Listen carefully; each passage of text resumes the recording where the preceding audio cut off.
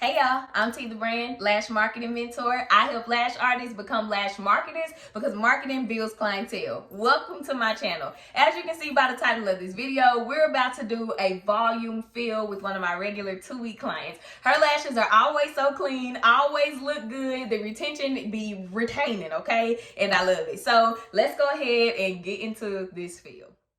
The first thing that I do before I start any lash service is give my clients a lash bath. As you can see, we were having a really good conversation, so don't mind her cringing and things.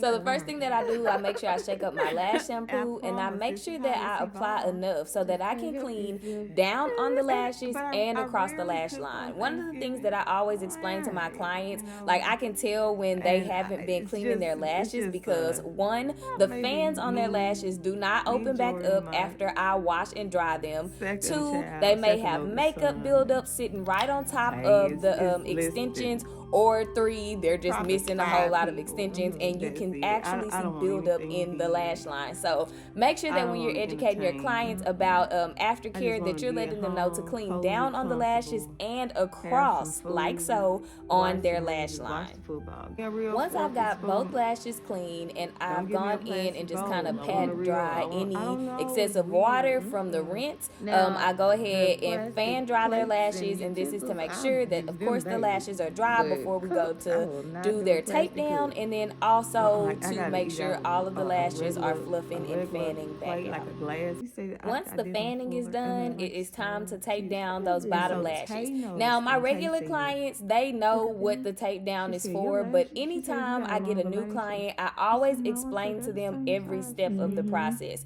So I'll let them know that the next step will be to tape down their bottom lashes, and that prevents their top lashes from being stuck to the bottom lashes at the end of the service. So just making sure that they know what's going on and they don't feel weird or uncomfortable, because some people don't know why we do the things that we do, such as tape down bottom lashes. So I just find it very helpful for myself and for the client if they know what's going on during the service. So when I do my tape downs, I've used all kinds of tape. I've used microfoam tape, I've used the hypoallergenic NextCare tape, and here lately, for about a month now, I have been using these eyelash pads, and they're called eyelash, like the letter I lash, not the word I. And so eyelash pads, I got 2 packs free from LashCon, 1 pack from last year, 1 pack from this year, and I never opened them. So I got back and said I was gonna give them a try, and y'all, I love them so much, so much, so much. I don't think I'm gonna go back to regular tape on the bottom. You can just easily size these iPads up to your client's eye. You don't have to cut or measure anything. You can just apply them to where they fit perfectly for your client, for each client. I love these things. Go get them. Now that everything is taped down, I'm going to go ahead and map out my client lashes. Map out the sections for my client's lashes. Again, when I have a new client, I explain everything. So when I'm doing this, I let them know they're going to feel some writing on the tape, and I'm just putting the lengths in the section that they need to go to so that I can make sure everything is balanced and I remember where to put what lengths. So that's what I'm doing now. She wears what I call a dramatic cat eye, and that's just a double increase in millimeters for each section.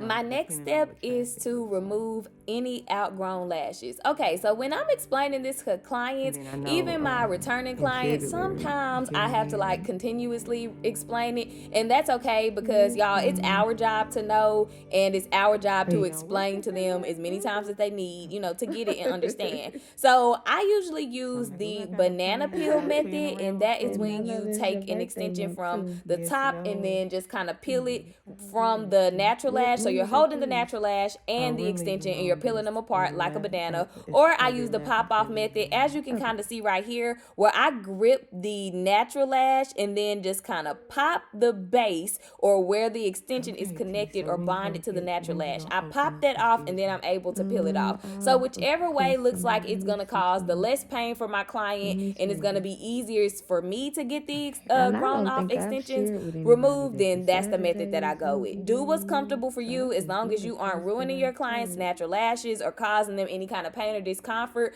what you do is fine. Get the lashes off. That's what's important. It's only a handful. And just to kind of add on to what I was saying a second ago about how clients don't really know, they have a hard time remembering what the removal or of outgrowns is for. A good way that I just explain this to them is that I remind them, you know, your lashes are going to grow out with your extensions, and those lashes are usually the ones that are hanging, dangling, flipping, a little sore, because the weight has now shifted to the end of the natural lash. So I make sure that I thoroughly explain it every single time, just for their knowledge. I wanted to make sure that I made that point clear. I couldn't remember if I had said it already. Now that all the outgrowns are removed, it's time to go ahead and start lashing. I don't have a particular way that I go in and lash, like working from inner to outer corner. I just kind of hop back and forth between both eyes and work on one section at a time, or sometimes I'll go through and finish one eye and then finish the other eye afterwards. It just really depends on how my flow is going at the time, but again, do what feels comfortable, easiest, and best for you.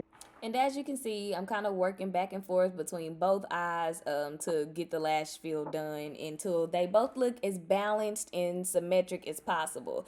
After I get the lashes done, I forgot it was still on time-lapse record, but I do apply a bonder from thelashsupply.com, and then I go ahead and dry my client's lashes.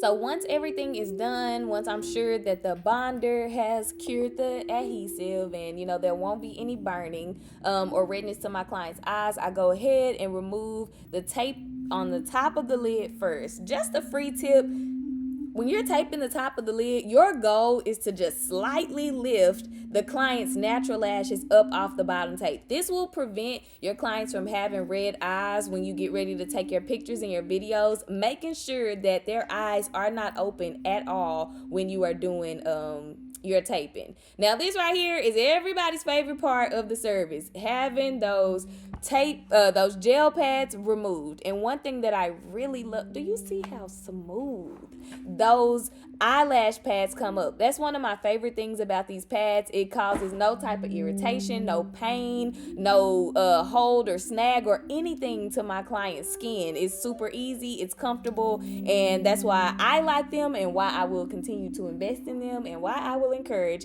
you guys to get these eyelash pads. Your clients are going to love them. Now, after I get the gel pads taken off, I ask my clients to look up at me so that I can make sure nothing is stuck together and I can confirm that nothing is burning. And just like that, she is back in action with a refreshed, dramatic volume cat eye.